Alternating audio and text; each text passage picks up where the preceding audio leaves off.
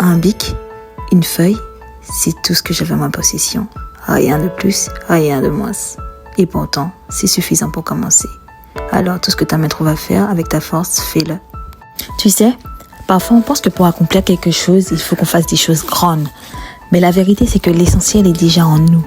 Et laisse-moi t'expliquer cette parabole des talents qui se trouve dans la Bible. Je vais te marquer ça sur l'écran, tu verras le verset.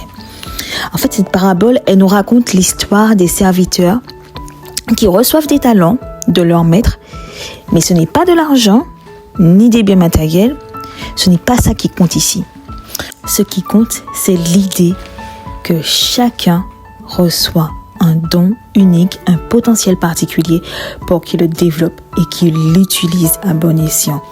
Il faut savoir que certains ont peur et l'enterrent et d'autres, comme toi et moi, choisissent de l'exploiter pleinement. Ah, tu savais pas? Oui, toi aussi, tu as du potentiel.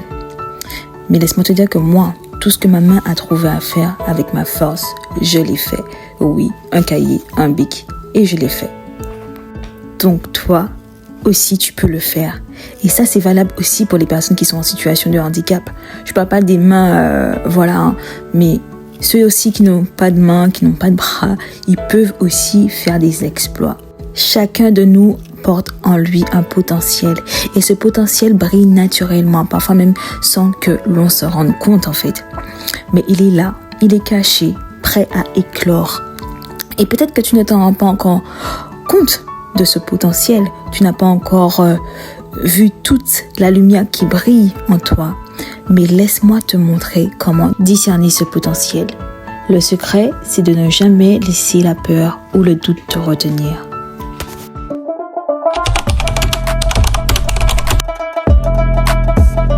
Alors, le premier talent qu'on va voir, c'est le talent cognitif. Alors, c'est un talent qui est dit intellectuel et qui concerne principalement le raisonnement logique. Donc, c'est la capacité à résoudre des problèmes complexes, à analyser des situations et à apprendre des décisions rationnelles. Dans ces talents-là, dans le talent cognitif, il y a aussi la créativité et l'innovation, c'est-à-dire l'aptitude à imaginer de nouvelles idées, à voir les choses sous un angle différent et à résoudre des problèmes de manière originale. Il y a aussi la mémoire et l'apprentissage. Donc, c'est un talent pour retenir l'information, apprendre rapidement ou comprendre des concepts complexes. On passe au deuxième talent qui est le talent interpersonnel. Donc, dans ce talent-là, il y a la communication qui est l'aptitude à exprimer des idées clairement et à écouter activement, comme moi je peux le faire. Avoir l'empathie et l'intelligence émotionnelle, c'est-à-dire cette capacité à comprendre et à ressentir les émotions des autres et à répondre de manière appropriée. Il y a également le leadership et gestion des équipes, qui est un talent en fait pour motiver, guider et inspirer les autres, souvent dans un contexte de travail en groupe. Il y a aussi la négociation et gestion des conflits, c'est-à-dire l'aptitude à gérer les divergences et à parvenir à des solutions satisfaisantes pour toutes les parties. Maintenant, on va passer au talent créatif et artistique. Alors, dans ce talent-là, il y a la musique, qui est un talent pour jouer d'un instrument, chanter, composer ou comprendre la théorie musicale. Il y a l'art visuel aussi, donc c'est une compétence en fait en dessin, en peinture, en sculpture, en photographie, en design graphique, etc. Il y a aussi l'écriture, qui est cette capacité à pouvoir rédiger des textes convaincants, créatifs ou bien structurés, et qu'il s'agisse de fiction ou de non-fiction, voilà, tout type d'écriture de livres. Il y a aussi nous sommes toujours dans le talent créatif et artistique. Il y a aussi la danse et la performance, c'est-à-dire que c'est un talent pour pouvoir s'exprimer à travers le mouvement, à travers le théâtre ou la danse. Donc maintenant, on va passer au talent pratique et technique. Donc ce talent-là, ça concerne tout ce qui est compétences manuelles, bien sûr, les talents pour réparer, construire ou fabriquer des objets, que ce soit dans des domaines comme la menuiserie, la mécanique ou d'autres activités artisanales. Maintenant, on va passer Non, il y a toujours aussi... Alors, dans ce même talent-là, pratique et technique, il y a aussi la technologie et informatique. Donc, c'est l'aptitude dans le développement logiciel, la cybersécurité, la gestion de bases de données, l'intelligence artificielle. Et aussi, il y a aussi dedans la cuisine et la gastronomie, qui est un talent culinaire avec la capacité à créer des recettes et à exceller dans l'art de cuisiner. Maintenant, on va passer au talent sportif et physique, qui concerne en fait les talents de coordination et d'agilité, qui est une compétence en fait physique qui se manifeste dans des sports comme la gymnastique, l'escalade ou encore la danse. Il y a aussi l'endurance et la force, qui est un talent en fait pour les sports nécessitant une grande résistance physique, comme la course de fond, la natation, le cyclisme, voilà, le sport quoi. Et il y a aussi la compétence technique dans le sport, donc c'est un talent aussi, ce qui est l'aptitude à maîtriser les aspects techniques d'un sport, que ce soit pour le football, le tennis, le basket, etc. Maintenant, on va passer sur l'autre main, le talent organisationnel, qui est en fait tout ce qui est en lien avec les talents de gestion du temps et de priorité. C'est un talent pour organiser son emploi du temps et de manière efficace et accomplir ses objectifs dans les délais. Il y a aussi, toujours dans le talent organisationnel, il y a aussi la planification et gestion de projets, donc la capacité à coordonner des projets, à superviser des équipes, à gérer des ressources de manière optimale. Il y a aussi la gestion des finances, compétence à comprendre, gérer et optimiser des aspects financiers, qu'il s'agisse de budget personnel ou de gestion des entreprises. Maintenant, on va passer au talent de la nature et de l'environnement, qui concerne en fait les talents au niveau de l'écologie et l'agriculture. Donc, ça va avoir une aptitude à comprendre l'écosystème, les écosystèmes, à cultiver des plantes, à gérer des espaces verts ou à travailler en harmonie avec la nature. Il y a aussi l'aspect animalier.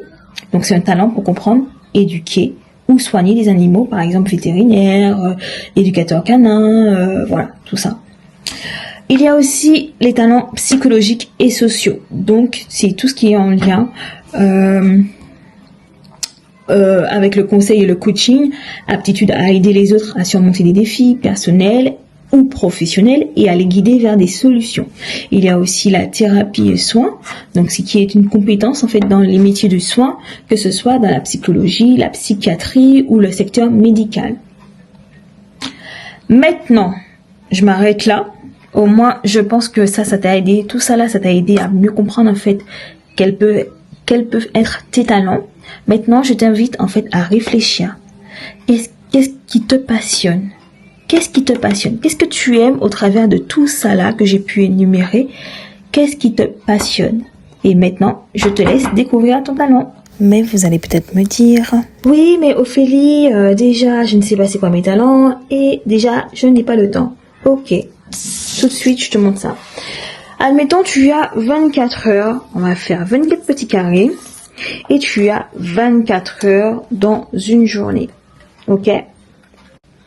Alors, en répartissant tous les petits carrés de 24 heures, vous arrivez à organiser votre journée. Alors, je vous montre ça tout de suite. En moyenne, on dort à 7 ou 8 heures par jour. Donc voilà, il y a 8 petits carrés. Un carré en fait représente une heure. Donc 1, 2, 3, 4, 5, 6, 7, 8. 8 heures. Vous dormez 8 heures. Quand vous vous réveillez, vous pouvez faire effectivement une méditation admettons, de 1 heure le matin et 1 heure le soir. Ok? Jusque là, vous suivez. Ensuite, pour le sport, vous pouvez consacrer 30 minutes le matin, 30 minutes le soir ou 1 heure le matin, comme vous voulez. Pour se doucher, je compte tout, je compte vraiment tout dans la journée pour vous aider vraiment à gérer votre temps et savoir comment débloquer ne serait-ce qu'au moins 1 heure dans votre projet de création ou dans vos talents. Voilà. Ensuite, vous vous douchez le matin, le soir, pour ceux qui travaillent et tout, au moins 2 fois par jour. Voilà, minimum. Pour manger, vous mangez le matin, midi et soir. Nous sommes d'accord. Ensuite, vous travaillez en moyenne 7 heures par jour, donc on met 7 petits carrés. 1, 2, 3, 4, 5, 6, 7. Ensuite, quand vous sortez du travail, peut-être vous consacrez quelques temps pour faire les courses. Donc, pour faire les courses, vous consacrez peut-être 1 heure de temps. Pour les devoirs de vos enfants, vous consacrez aussi 1 heure de temps, en moyenne. Pour la famille et pour vous-même, vous consacrez 1 heure de temps. Et là, qu'est-ce qui reste? Pour les projets création, il reste au moins 1 heure que vous pouvez débloquer. Alors, faut pas me dire, je n'ai pas le temps. Parce qu'en moyenne, vous avez tout le monde à 24 heures dans une journée et peut débloquer au moins, ne serait-ce que 1 heure sur un projet ou sur vos talents pour développer votre talent. Donc voilà, en soi, si on compte bien, regardez, 1, 2, 3, 4, 5, 6, 7, 8, 9, 10, 11, 12, 13, 14, 15, 16, 17, 18, 19, 20, 21, 22, 23, 24. On a tous 24 heures dans une journée et on peut effectivement développer nos dons et nos talents au travers de cette heure qui nous reste. Après, ça peut être aussi par le biais du travail, hein, vous le faites déjà peut-être. Ou voilà, mais il y a toujours 1 heure qui reste, ou en fonction de votre organisation. Moi j'ai mis comme ça, mais après c'est propre à l'organisation de chacun. Il y en a ceux qui peuvent par exemple dormir que 7 heures de temps, qui font par exemple que 30 minutes. Enfin chacun voit midi à sa porte et chacun s'organise comme il veut, mais il faut savoir qu'on a tous 24 heures dans une journée et c'est à toi de savoir comment tu dois bien organiser ta journée. En prenant la tablette, regardez sur quoi je tombe. 2 petits chats, 2 petits dessins bien faits, bien dessinés par ma fille. Vraiment un talent artistique.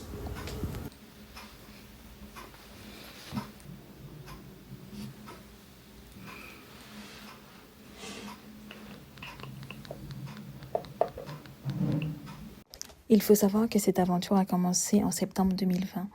Tout a commencé dans une voiture où j'avais à cœur de pouvoir écrire un livre. Je me fixais un objectif de 30 minutes pour pouvoir réaliser ce livre. Chaque jour, je rédigeais, je marquais et je m'inspirais aussi de l'environnement où j'étais. Chaque départ, chaque voyage était pour moi une opportunité à pouvoir écrire. Et à chaque fois, je prenais ma caméra pour filmer ces moments où je relisais mes imprimés, parce que oui, à chaque fois que j'écrivais, j'imprimais ma page. En 2022, je continue l'aventure se poursuit. Je continue à écrire auprès de la nature, sur un banc, tranquille, avec l'eau qui coule. Ça, c'est vraiment une atmosphère que j'aime bien. Et toujours dans la voiture, mon petit bic en train de corriger mes imprimés comme d'habitude. C'est vrai que il faut avoir beaucoup de patience et ça ne se fait pas du jour au lendemain comme ça. Entre-temps, j'ai écrit 3 livres. Et oui, ça ne dort pas. Entre-temps, j'ai fait corriger mon livre en 2023 par une correctrice et illustré aussi par une illustratrice. En 2023, vous pouvez voir la date ici en haut. Ça fait du bien de recevoir les illustrations en main propre et vraiment de retravailler dessus. J'ai continué jusqu'en 2025 en fait. Le 3e livre a été pensé par Naëlie et en fait je l'aide tout simplement à rédiger l'histoire et à faire en sorte que ce soit cohérent et que ça suive en fait mon 1er tome et mon 2e tome. C'est pour ça que on est toutes les deux en train de réaliser la rédaction de ce livre, tout simplement. Et c'est elle aussi qui a illustré le livre et j'ai juste transmis en fait à l'illustratrice qui a reproduit en fait en mieux bien sûr les dessins.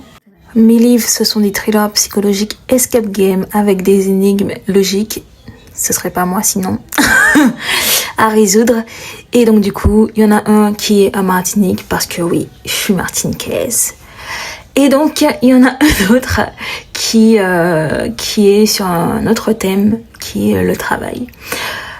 Donc voilà, j'ai plusieurs énigmes en fait, qui sont à résoudre. J'espère que vous pourrez les résoudre, bien sûr, parce que oui, je ne suis pas dans votre tête.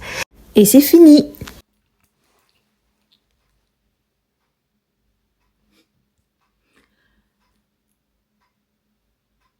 groupe d'employés se retrouve piégé dans leur propre entreprise, confrontés à une série d'épreuves psychologiques et physiques.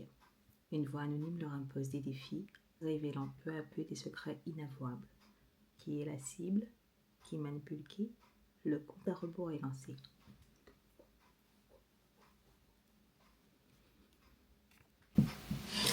Alors, si toi aussi tu veux écrire un livre, alors là tu es au bon endroit, c'est ici. Alors, écrire un livre, c'est tout aussi un processus passionnant mais exigeant, mais ça demande quand même d'être structuré pour pouvoir mener à bien ce projet. Alors, dans un premier temps, si tu veux pouvoir écrire un livre, il faut déjà trouver l'idée. Trouver l'idée, c'est-à-dire quelle intention que tu veux pouvoir mettre en place. Est-ce que c'est quel type de livre que tu veux faire? Est-ce que c'est un roman? Est-ce que c'est un essai? Est-ce que c'est une autobiographie? Déjà, savoir quel type de livre que tu veux mettre en place. Maintenant, tu vas venir définir l'objectif de ce livre. Quel message que tu veux faire passer et à quel type de public? Est-ce que ce sont pour des enfants? Est-ce que ce sont pour des adolescents? Est-ce que c'est pour tout type de public? Est-ce que c'est carrément pour des adultes? Vraiment choisir son public cible. Pour pouvoir bien structurer tes idées, tu vas venir faire une carte mapping, c'est-à-dire un brainstorming de toutes les idées que tu as pour mieux t'aider. Tu vas faire un rond au centre de ta feuille avec des flèches de part et d'autre de ce rond et tu vas venir structurer tes idées comme ceci. À l'intérieur, tu vas mettre le titre de ton livre. Voilà, le thème de ton livre. Et tu vas venir structurer les idées de part et d'autre du cercle. Ça s'appelle une carte mapping ou un brainstorming. Dans un deuxième temps, tu vas venir structurer ton livre avec un plan détaillé. C'est-à-dire que tu vas pouvoir bien énumérer les chapitres que tu vas mettre en place, combien de chapitres que tu vas mettre en place. Et en face de ça, tu vas mettre les résumés de chaque chapitre en quelques lignes.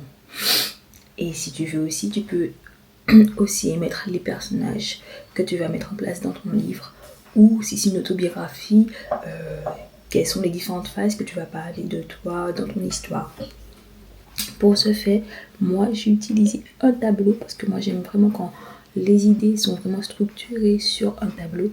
Et je vais vous montrer ça tout de suite.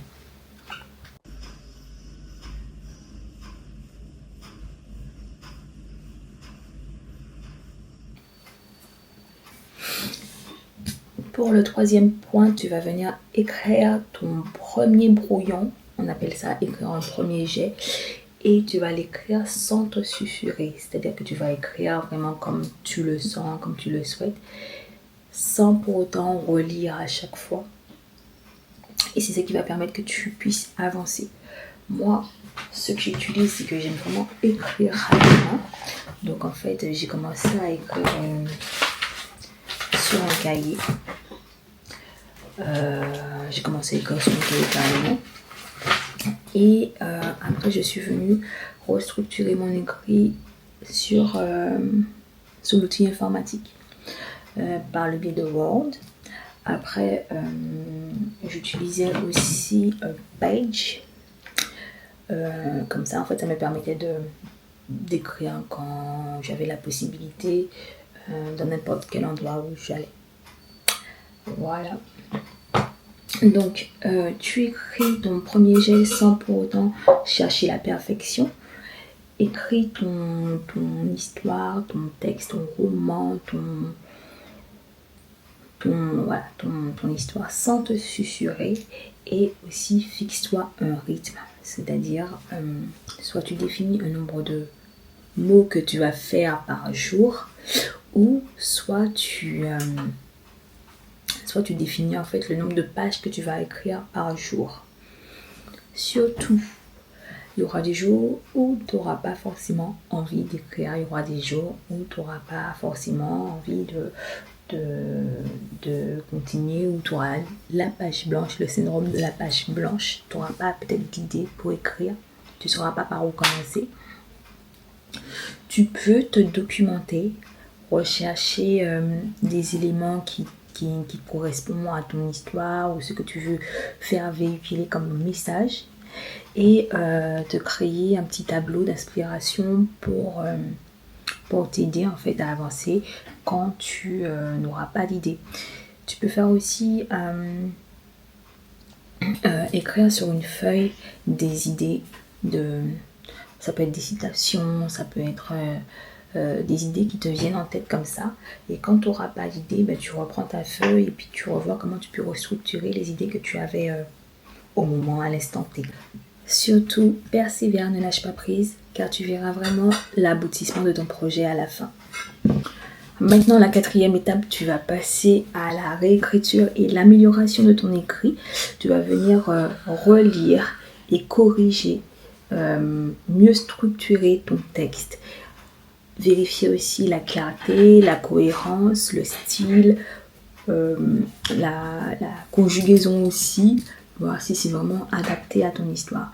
Après maintenant, si c'est un style de livre comme moi, escape game, voilà, tu vas venir vraiment relire tes énigmes, mieux structurer la logique des énigmes que tu vas mettre en place pour que ce soit plus logique. 5e étape, tu vas venir corriger et faire une relecture encore de ton texte. C'est-à-dire que tu vas corriger les fautes d'orthographe, les fautes de syntaxe et la grammaire, car c'est important de transmettre un livre qui est assez crédible pour les lecteurs, les personnes qui vont lire ton livre. Ensuite, tu vas faire relire ton texte par soit un correcteur ou par d'autres personnes qu'on appelle bêta-lecteurs, des personnes qui voudront bien relire ton livre et te dire qu'est-ce qui ne va pas au niveau de la cohérence de ton histoire, voilà. Et pour pouvoir aussi aider ces personnes-là à faire une relecture qui est assez efficace, c'est de pouvoir aussi transmettre toute une trame. C'est bien d'avoir aussi un tableau structuré où les correcteurs peuvent apporter des éléments qui viendront en fait vous permettre de mieux corriger votre livre que d'avoir en fait des appréciations, des évaluations. Oui, c'est bien, c'est bien. Voilà. Ça, avoir plus des éléments constructifs pour vous permettre de mieux corriger au travers d'une fiche d'évaluation que vous aurez fait au préalable, c'est déjà mieux et c'est plus parlant aussi pour vous aider à corriger par la suite. Voilà, pensez-y. Ensuite, la 6e étape, ce serait de choisir son mode de publication. C'est-à-dire, vous allez maintenant choisir soit l'auto-édition, c'est-à-dire faire publier votre livre sur des plateformes comme Amazon KDP ou sur des plateformes d'auto-édition, ou sinon vous allez soumettre votre manuscrit à des maisons d'édition. C'est à vous de choisir si vous voulez vous auto-éditer ou si vous voulez que ce soit un éditeur qui publie votre livre. Et ensuite, la 6e étape, vous allez faire la promotion et la diffusion de votre livre. Alors, ça peut être du bouche à oreille, ça peut être aussi créer une présence en ligne, ce qui est vraiment plus important pour avoir une audience qui est plus élevée. Ça peut être aussi en créant de la publicité.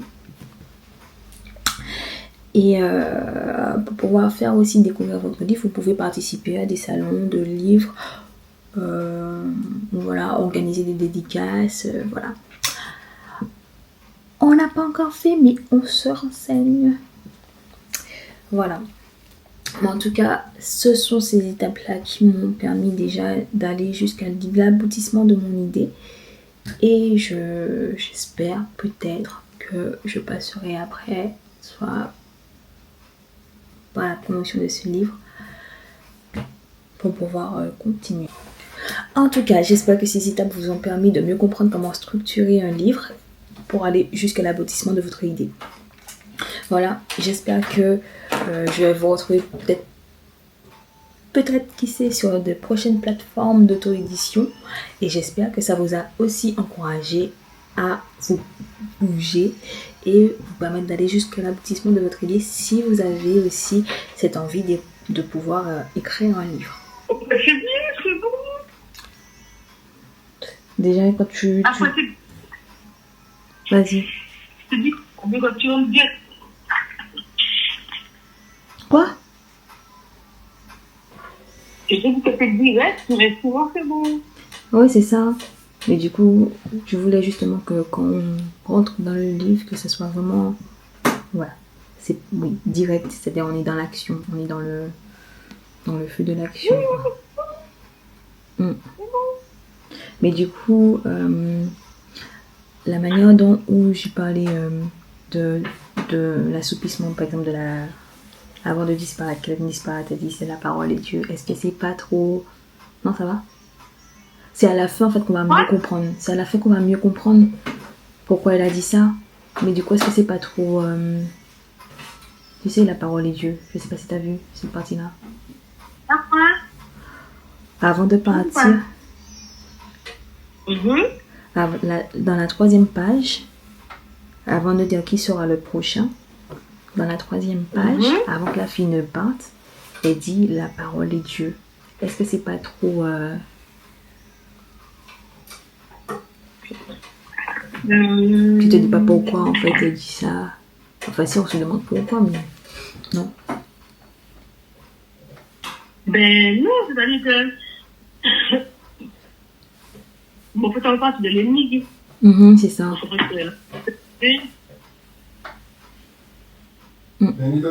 Voilà. Ok, bon merci. Bon, moi c'est clair. Oui, après, il faut que tu expliques. Ouais, voilà, c'est ça. Bon. Ben merci beaucoup. Merci pour ton approche.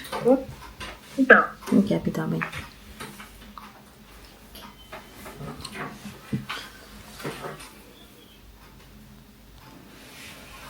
Effectivement, pour commencer votre roman ou votre livre, vous pouvez commencer par une phrase accrocheur ou une phrase qui rentre directement dans l'action. Alors n'oublie pas cela, écrire, c'est faire toute la différence en marquant les esprits. Alors si toi aussi tu veux le faire, fais-le. Que ce soit un e-book, que ce soit un livre, que ce soit une autobiographie, n'importe quel style d'écriture, fais-le.